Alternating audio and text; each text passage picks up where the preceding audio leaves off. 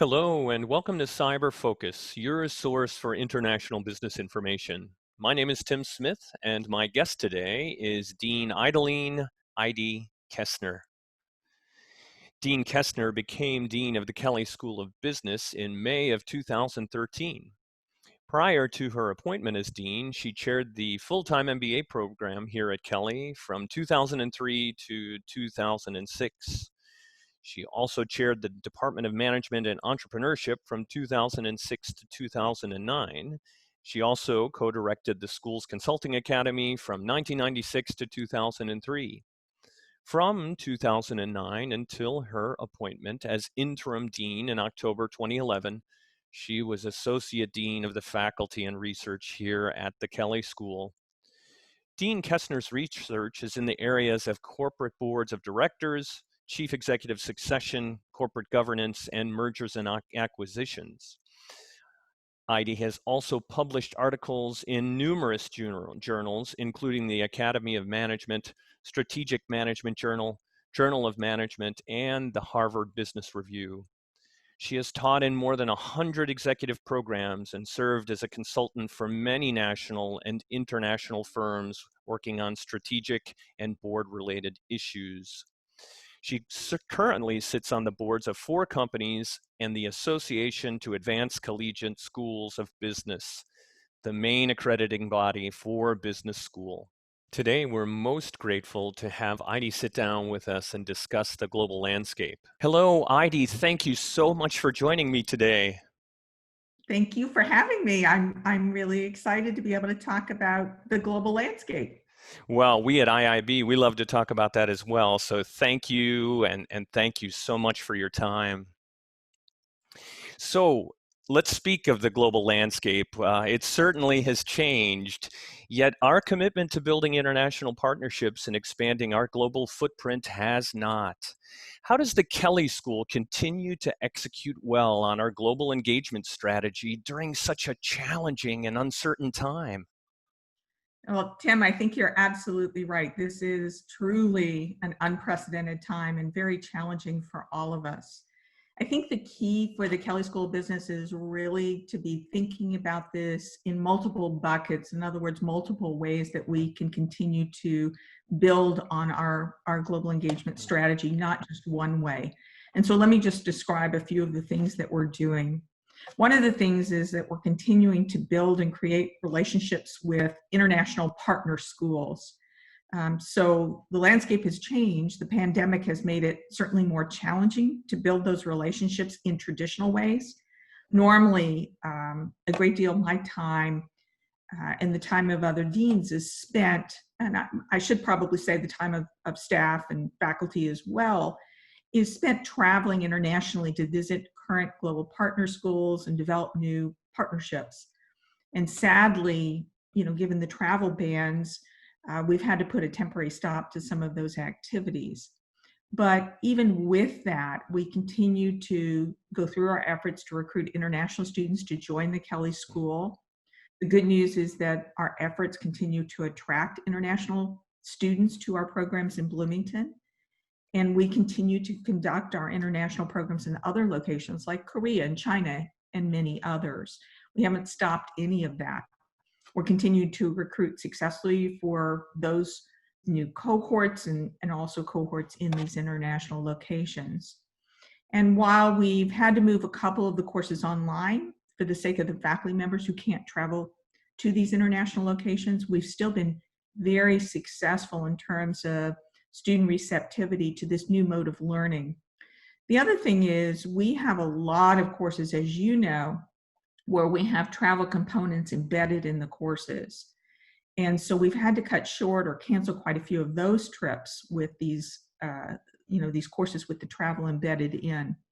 But working hard to continue to teach the content of those courses virtually and keep the students connected to our partners worldwide. I watched one course, for instance, that hosted a live interview with a business executive that the students were able to meet, even though they couldn't get to that country and interact with that person live. And it was incredibly successful. Another thing that the Kelley School has traditionally done is these live consulting projects with international organizations, especially social organizations.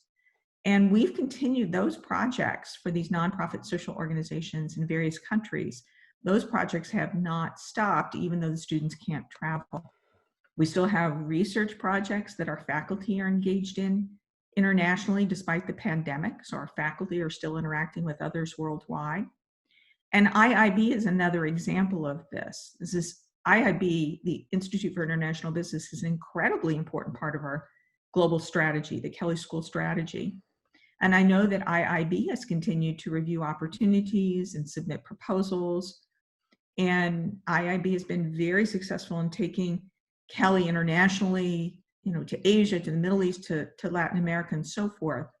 And so we will continue to build on those entrepreneurship building efforts. So it's a long answer, but basically in sum, what I'm saying is we're still doing all the things we were doing before, even if we have to do them from our home base and we have to do them in a virtual environment. Great, thank you, Idie, very much. As we continue celebrating IU's bicentennial and Kelley's 100 years as a business school, what are the strategies for leading an elite business school in a global context, and have they changed? Great question. Well, whether we're talking about 200 years, which would be IU's bicentennial, or 100 years, Kelley's centennial, there is no doubt that strategies for operating in a global context have changed. So let's begin with how much international travel is a part of today's student experience. It could be a semester-long exchange program. It could be a short 10-day or 2-week international course. These come under the number D272 for us in the undergraduate program, or GloBase in our MBA program, or course called A505, which is projects in the accounting program that are international in scope, or many other programs. The point being that depending on the program, undergraduates or master's programs, somewhere between 60 and 70% of students participate in at least one international experience today. And that reinforces just how important international has become in today's environment. That's very different. That's really increased dramatically over the last 100 years. On the research front, working with international students to investigate issues across different countries and cultures has definitely increased in importance over the last 100 years. In every discipline, we're seeing more and more attention to cross-cultural work. And then from the school-wide perspective, we have today a global Dean's Council. We've never had that before. That's new within the last 5 years. These are very prominent international alumni. They're business leaders in their own countries, especially throughout Asia. They're trusted advisors, and they're absolutely vital in helping us shape our global focus. And it goes without saying that we continue to work, with international partners, schools, corporations worldwide as a way of enhancing our international focus for our domestic and our international students alike. So I dare say that people who are affiliated with the school 100 years ago or 50 years ago or even 25 years ago would not recognize the footprint, the international footprint that we have today. It would be quite a shock for them and something I'm very proud of. Thank you.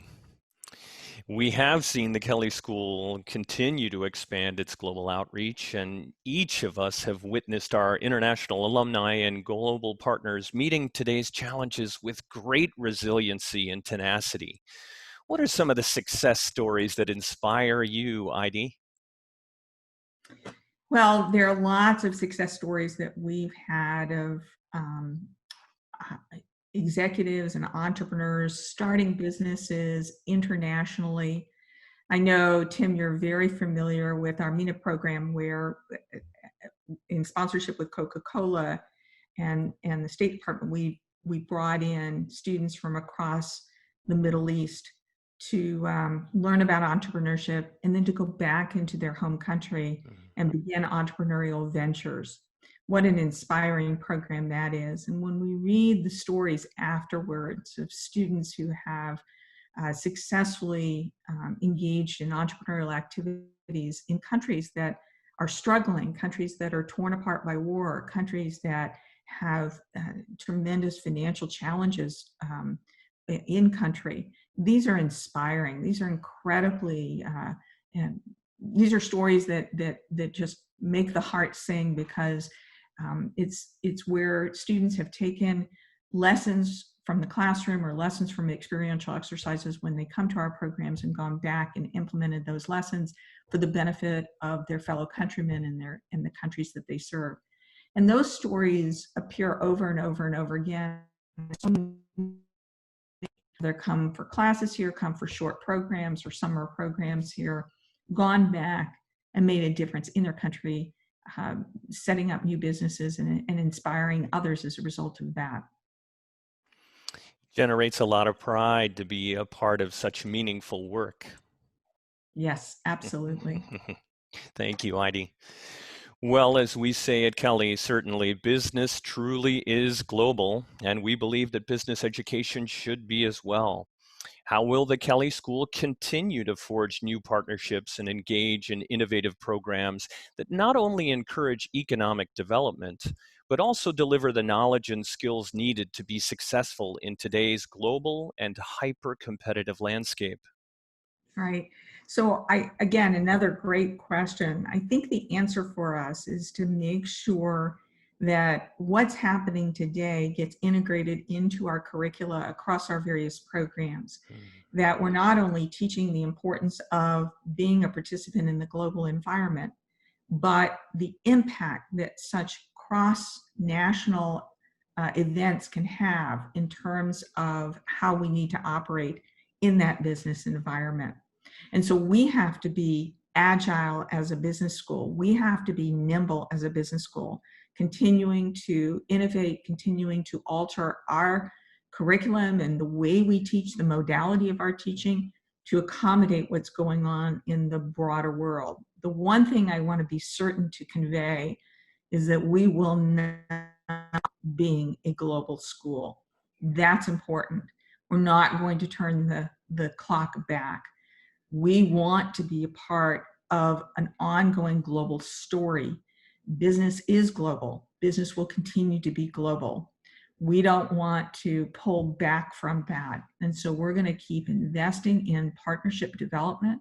We're going to keep investing in programming that's going to educate our students and encourage them, and really create a thirst and a hunger for them to not just travel internationally, but to continue to learn about business in that international context.